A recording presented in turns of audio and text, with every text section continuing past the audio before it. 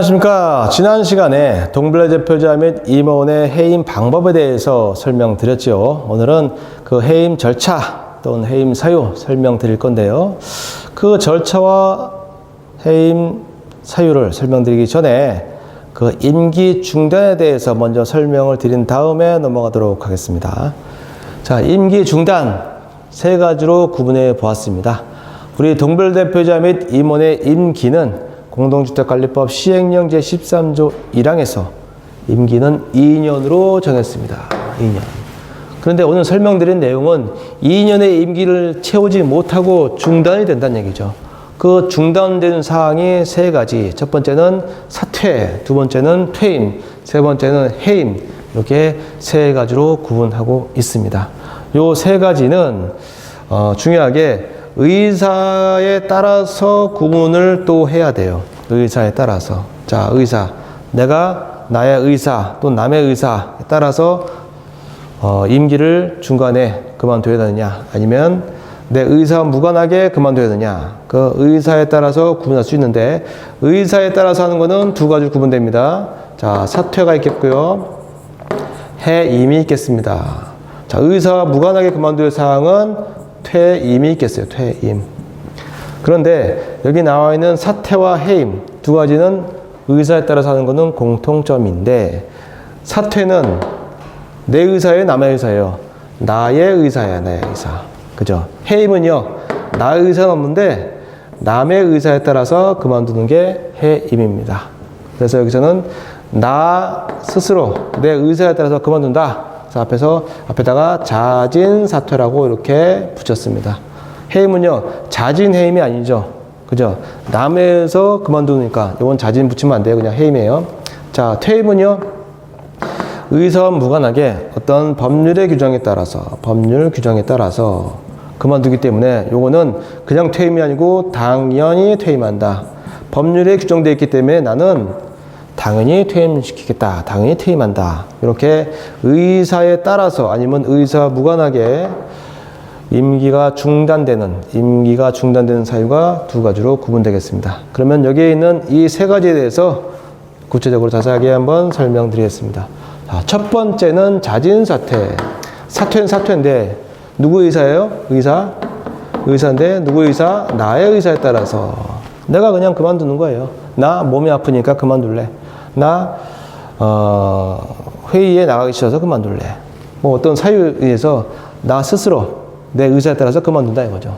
그러면 그만둘 때는 구두상으로 그만둔다고 하면 될까요? 그럴 때는 그거는 안 돼요.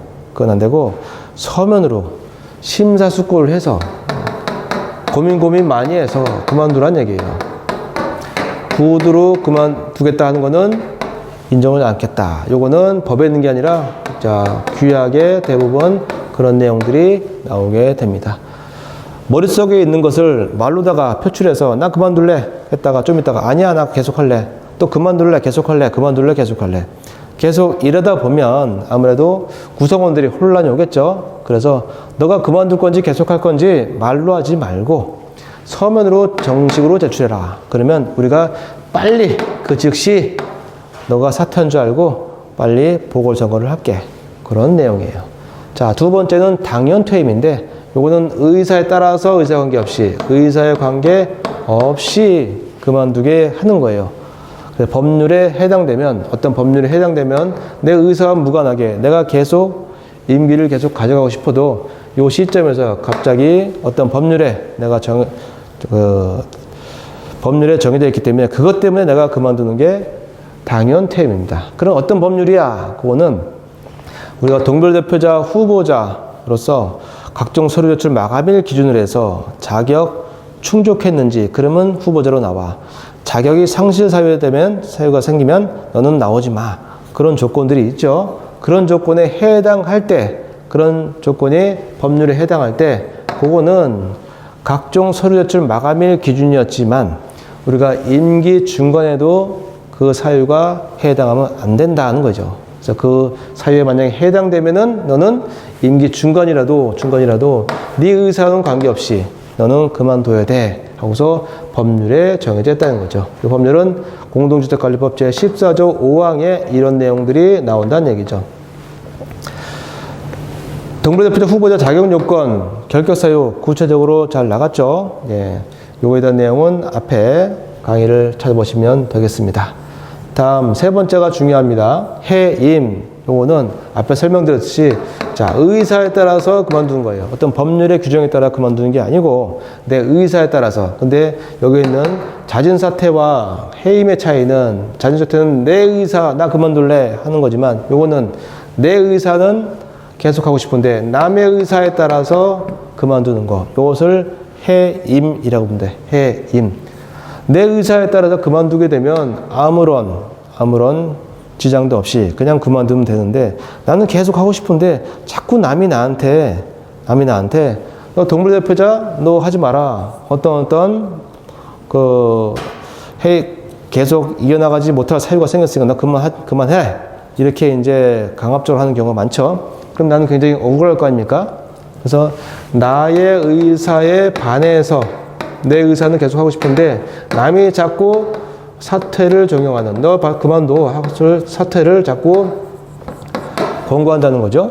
이게 해임이라 해임.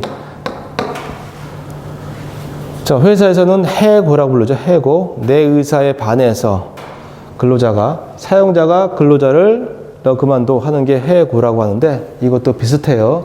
나는 계속 임기를 끝까지 하고 싶은데 자꾸 남이 나를 그만두게 하는 거, 사퇴를 자꾸 권고하는 거, 이것이 해임이다 이거죠. 그러면 이렇게 해임을 자꾸 하려면 그냥 너 그만둬 하면 그만둬야 돼요? 그건 아니죠. 기득권을 인정을 해줘야 돼요. 그죠?